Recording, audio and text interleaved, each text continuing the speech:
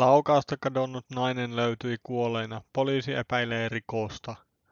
Poliisi on pidättänyt naisen kuolemaan liittyen yhden henkilön rikoksesta epäiltynä.